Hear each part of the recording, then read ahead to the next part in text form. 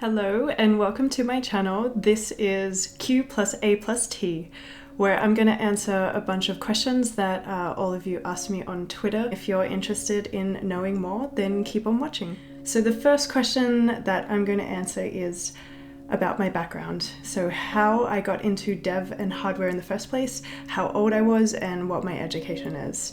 So I first got into computer programming when my family got a Commodore 64. I was 9 years old and I was basically just put in front of the computer, turned it on, and at the time I was a very creative kid, so I wanted to create art on it. And so I ended up getting a bunch of programming books from my dad, and I learned how to poke registers to create artwork on the Commodore 64. I thought that that was really fun, and as I got more and more powerful and more modern computers, I ended up getting into web development eventually, which is what my career has been for the past 10 or 11 years, which is mostly front-end development. When it comes to things like hardware, that was sort of similar. My dad would bring home electronics kits and he would get me to help him put them together because he knew that I was interested in that kind of thing.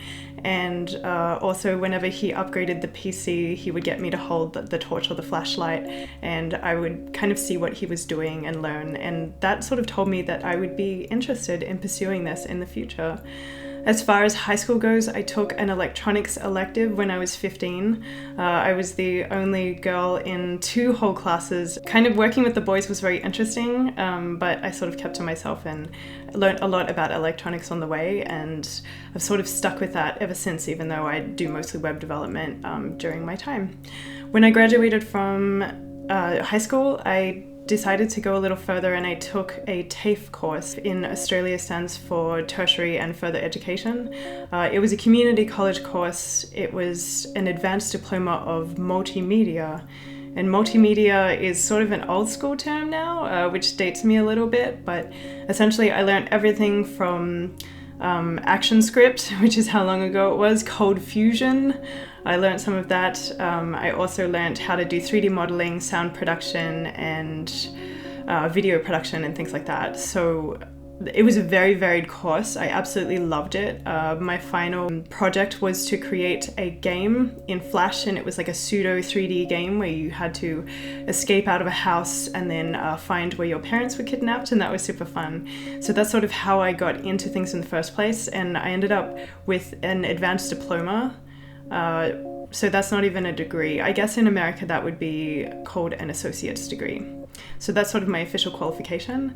And I went on to freelance as a web developer after that, and then I eventually started landing full-time jobs. So from A to Z, that's sort of my journey of how I got started in all of this and how I got interested in both web and hardware. The next question is, how did you get into podcasts and interviews in past jobs and now live streaming and my new job, an evangelist? When I first moved to the US, I moved to Las Vegas, and I felt that it was really important for me to find my community. So one of the first things I did was just reach out on Twitter and see if I could find any technical communities that I could join. And at the time, there was a group that was a hackerspace being held at the founder's actual house. They didn't have a premises.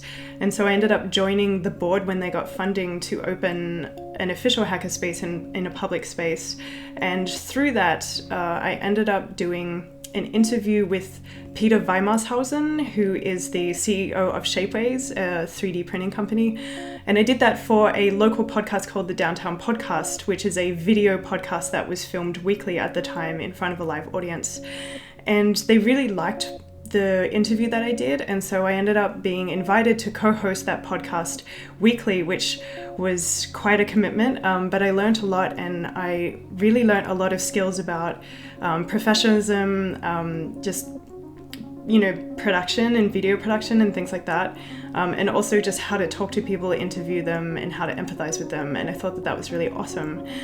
Through a lot of that sort of exposure through doing some of this stuff, further interview and podcast appearances happened after that. And so once you do a couple of these things, it tends to snowball and you get asked to do more and more if people like the content that you're producing. So a question about why I started live streaming. I have a friend called Nolan Lawson. He works for Microsoft, he's on the Edge team, and he decided to demystify what it's like to be an open source maintainer. And he was doing live streaming of him maintaining a lot of open source repositories and libraries and packages that he takes care of. And I thought that was such a cool thing to do. And I thought that it was really brave too, because you're sort of showing your personal desktop, you're showing your workflow, you're showing the code that you write as well, and the conversations that you're having with other people. And I got really inspired by that. And I figured that some people might want to know what it's like to do hardware open source, but also that I was really scared for other people to watch me coding, even in my day job, even when working with friends. I was intimidated about pushing code up to GitHub, and I thought that this would be a good way for me to be a little bit more comfortable with it. It's very intimidating to have people tune in and watch you live, and so I thought that that was a wonderful opportunity for me to improve as a developer. How I became an evangelist? Well, I think that I've been doing a lot of conference talks in my spare time, and so there'd been a lot of community outreach that I'd been doing. I think that, coupled with a lot of the Las Vegas communities that I was so lucky to work with, just gave me a lot of experience, a lot of just press that you could read online, and also videos that came out of conference talks. And so I wanted to move what I was doing personally and juggling in my spare time and bring that over into my day job, where I can be a lot more effective because I'm working on it full time. And so that was a very natural progression for me. And I was lucky enough to have Microsoft reach out to me to start that conversation off. And I ended up deciding to join as an evangelist. And so that's how that happened. Some people have been really curious about my new job. So the first question is, how are you enjoying the new gig? I'm at my second week, so it's still early days, but I really, really love it. I've been able to meet most of my team already, everything's set up. I really love the new Surface Book that I've been given, and I'm just learning a lot. I'm learning a lot about how the company works, but I'm also learning a lot about the kind of things that I'm going to be able to do in this evangelist position. So far, it's super exciting for me. What will your new job enable you to do better than before? That's a really good question. I'm moving into evangelism from having worked on product for a really long time. And so everything in my personal life that I've been doing outside of my day jobs, such as giving talks, writing blog posts, helping developers become better developers, is something that I can now bring into my evangelism job. And so that will enable me to have a much wider reach. I'll be able to talk to more developers, and I'll be able to get to spend more time making better quality education resources and writing better talks. And so I'm very, very excited that this evangelism job enables me to just do things that I didn't always have the personal time to do. Okay, so now we're getting on to the favorite section, because I got asked about all the things that I like. The first question is PowerShell or Bash. So this is related to just moving across to a Windows machine. I use Windows in my spare time to test my open source repositories, but I've mostly used a Mac for the last 5 or 6 years in my professional dev jobs. I will say that I do prefer Bash. I've given PowerShell a go over the last year or so, and honestly for me, it's just juggling multiple contexts. If you don't need to, then it's best to just unify. And so I like Bash because then I can swap between different operating systems really quickly, and it makes me feel like I don't have to switch to a whole bunch of different commands and things like that. So part of it is laziness, but part of it is just, it's like, let's offset that cognitive load. So that's just a personal preference of mine. Next question is a cheeky one, which is, what keyboard do I use? And the person that asked this question knows that I'm pretty into keyboards in general as a hobby. So I'm going to show you the keyboard that I'm currently using. That's my current fave. So this here is the Leopold 660M. And so it has Cherry MX brown switches. And all that means is when you push the key, you get this really nice little tactile bump. And it feels really nice. And so it's not an overly clicky key like the Cherry MX Blue is, but it still feels really, really nice. And I like that there's just that slight resistance, so you know that you've pressed the key. As you can see, I have these really lovely lavender blanks. And I have a bit of a homage to Commodore 64 here with the logo. And then I also have these two kind of bonus keys that I tend to map to things like pausing music or hiding windows and things like that. So I love this keyboard to bits, and this Leopold has been my favorite for a really long time. Favorite open source repo to work on. For those who have watched my Twitch stream, this probably isn't a big surprise, but I really love working on AVR Girl Arduino, which is an open source package that I wrote. And then I've had a lot of contributors. I think I have about 12 contributors now, which is really cool. The reason why it's my favorite to work on is because there is an active community behind this actually using this library, and so I get issues and pull requests opened pretty frequently, and I get to kind of see that it's helping people out there with the tools and the hardware related stuff that they're writing. If you want to know more about exactly what AVR Girl Arduino is, I will put a link in the description. What are some new languages that you want to learn? This is a really good question. So I definitely want to learn Rust. I've heard really good things about it. I've heard good things about the community. It's definitely a language that is lower level than what I'm used to, so I'd like to pick that up. I also want to get better at Python. So I know the basics of Python, and I tend to dip in and out of it when I need it and when it's kind of useful for a particular purpose. But I've been learning a lot about machine learning recently, and there are a lot of really awesome math packages and machine learning packages that you can use with Python. And so I think that I wanted take a deeper dive on the language itself, get a bit more sort of idiomatically experienced with it, and see where that goes. Recommended conferences. So I have a few conferences that I have attended in the past and really liked, so I'm going to tell you about those. Web Rebels, which is held in Oslo in Norway, is one of my favorite conferences, and the reason for that is I spoke at it and I got treated incredibly well as a speaker by the organizers, but also just the attendees were really nice. I got excellent questions after my talk, and I just felt like it was a really super welcoming environment with really good quality talks. The next conference is Cascadia. I haven't actually been to Cascadia, but I have a lot of friends that have been, and it's always been on my list. I'm not sure if they're going to have one this year, but I am hoping because I would really like to attend. Definitely have a look at Cascadia. That is held in the US. Code Mania in New Zealand is another conference that I just had the most fabulous time at. The community are just wonderful.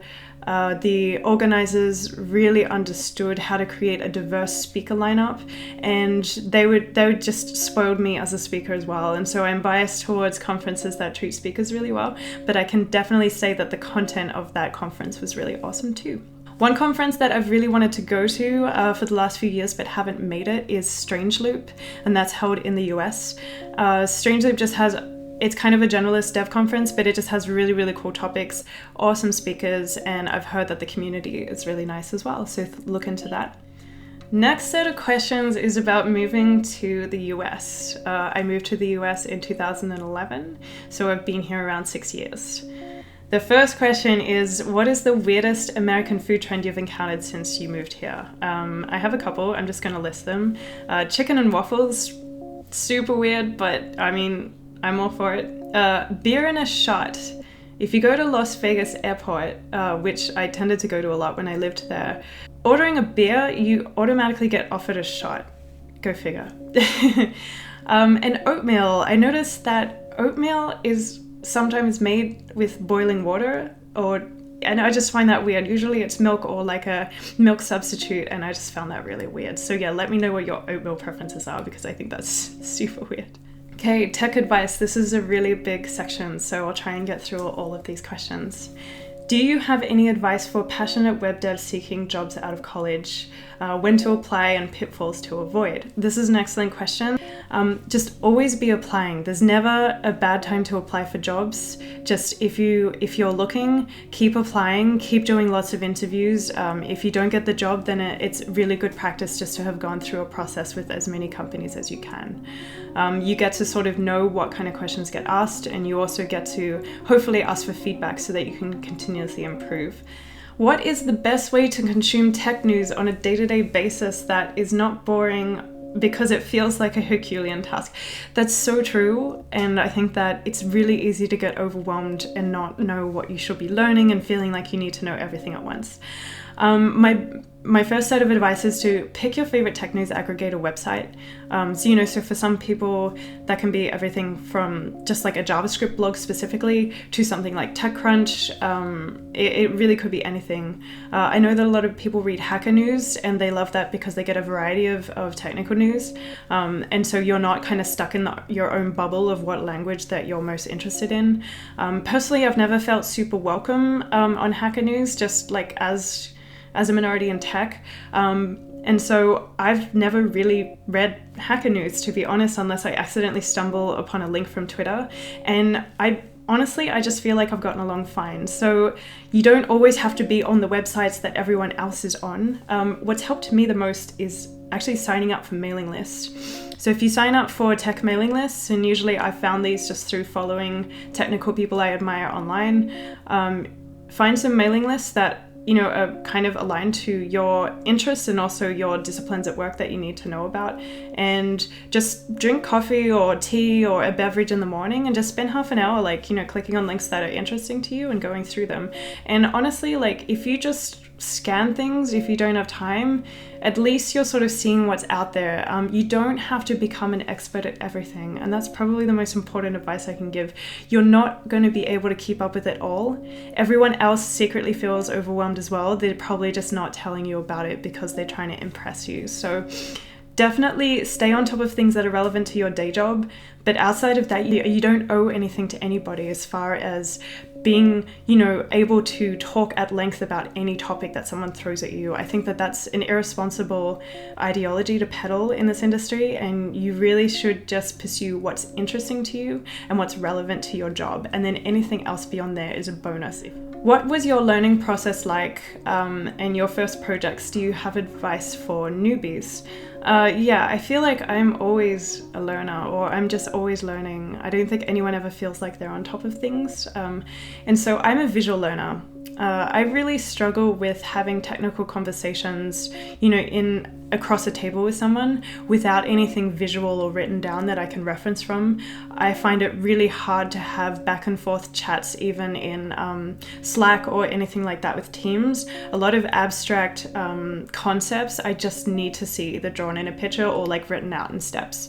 So that can hold me back a little bit, but I'm familiar with what works for me. So what I end up doing is I just look at a bunch of code samples if I'm trying to learn something. I read about a topic very, very in depth, and then I pick a very small project that I can do a small proof of concept to kind of prove that I've learned the topic. And then I sort of ramp up my projects from there and just make them more and more complex. A lot of people like diving in immediately and just kind of breaking things. And I find that I don't learn as much about, from breaking things if I don't know why it's broken in the first place. And so I really do like to find out how something works under the surface before I actually start playing with it. I feel that just having that explanation from multiple angles just really cements the knowledge in my head, and then once I've learned it, my brain just holds onto it and I retain it really well. So that works for me. So always have, something like a JS fiddle or, a REPL of the language of your choice open in your terminal, and just start playing with things once you've learned it, just to cement that knowledge after reading about it. That's kind of what works for me. What works for you might actually be different. What's a career-friendly way to express a desire for more challenging work? This is a really good question, and it's a really common issue that can come up for a lot of people, especially when it comes to moving from being a junior dev into a mid-level, or even just trying to get from a mid-level to the next level, which would be a senior. Getting those big projects to prove, that you should be promoted can be really, really difficult. And so the way that I look at it is I tend to try and tie back, my request for more challenging work, I tie that back to how the company can benefit. So that way I'm not just making it about me trying to, be more stimulated at work.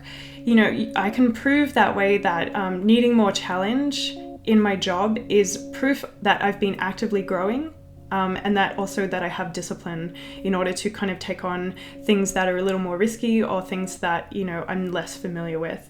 And so getting your manager to see that more challenging work means you're confident, that you can be productive, and that you're a more valuable employee if you can move up the ladder, because then you're capable of taking on more and more work, and you're also capable of teaching that back to others. So I guess it's a small bump to like let the company know that they're not actually unlocking your full potential, and that it's in their best interest to, because it's a two-way street. You get a lot out of working on more challenging stuff, but they do as well, because that helps you become a better employee. Which reference material and types of projects do you advise to get into low-level programming for open source? How do I control hardware with a low-level language? So this is specifically for kind of learning hardware beyond, let's say, using JavaScript to create hardware. And so most hardware is programmed in C or C++. And the different sort of hardware microcontrollers come with different SDKs and libraries to work with. The one set of hardware that I would recommend starting with is like the Atmel chips. And Atmel as a company has chips on almost everything. It's on most of the Arduinos. And so learning how to program with their libraries can be an amazing start. And you'll find that you've got most of the documentation online already that you're looking for, and you're not working on an obscure device. As far as books go on that topic, I can recommend one that's by Make, and this is it. Oh, this is it here. It's called Make AVR Programming. And I found that book really, really useful when I was trying to learn what's going on behind the Arduino library, because the Arduino library is built on top of the Atmel AVR library, and it was really useful for me to see how I can make smaller programs that are like closer to the metal. And that book has lots of really cool hardware projects to get you started, and you can follow along in all of the examples. So I would definitely recommend following those projects. Once you're ready to do more complex projects, I would recommend following a bunch of Adafruit tutorials.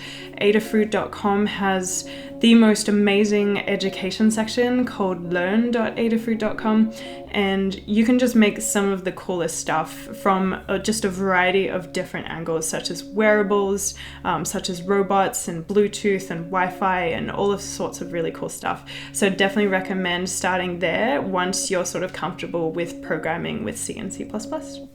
So I wanted to thank everybody who gave me questions on Twitter. I really, really appreciated that. I had a lot of fun thinking about the answers and answering them for you on this video. And thanks for joining me for Q&A and T.